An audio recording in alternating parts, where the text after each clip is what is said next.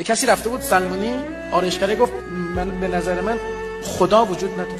گفت چرا خدا وجود نداره؟ گفت اگه خدا وجود داشت این همه بدبختی، این همه مشکلات، این همه کاستی ها، این همه ناکامی ها، خدای وجود نداره، همش دروغه. یارو گفت راست میگی. اصلاح که شد تموم شد، پولش حساب کرد اومد بیرون. 5 دقیقه بعد با یه آدم وحشتناک برگشت، یه آدم ژولیده پولیده ریشا نامرتب اومد تو آرایشگاه.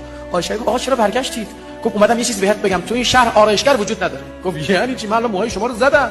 گفت نه وجود نداره. گفت چرا وجود نداره؟ دلیل چیه؟ گفت این آقا چرا این شکلیه؟ این آقا همسایه‌تونه. گفت این آقا اصلا به من مراجعه نکرده، به من مراجعه میکرد موهاشو میزدم. گفت پس مراجعه نکرده آرایشگر وجود نداره؟ گفت نه میومد میزدم. گفت پس نگو خدا وجود نداره، کسی به خدا مراجعه نکرده. تو کی مراجعه کردی مشکلتو حل نکرد؟ تو کی در خونش رفتی؟ قهر کردی که فرار کردی که چی؟ تقصیر ما هم نیستا. انقدر به بعضی خدا رو بد معرفی کردن، آتیش میزنه، سوس میکنه، سوسوار میکنه، به خود خدا قسم تهمت این حرفا. هر کی اینجوری بهت گفته مهربونتر از خدا کسی نیست.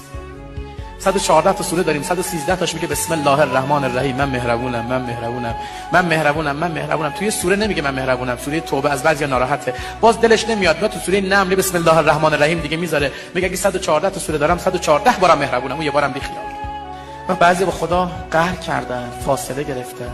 این خدای تو خیلی دوست داره، عاشقته، عاشقته.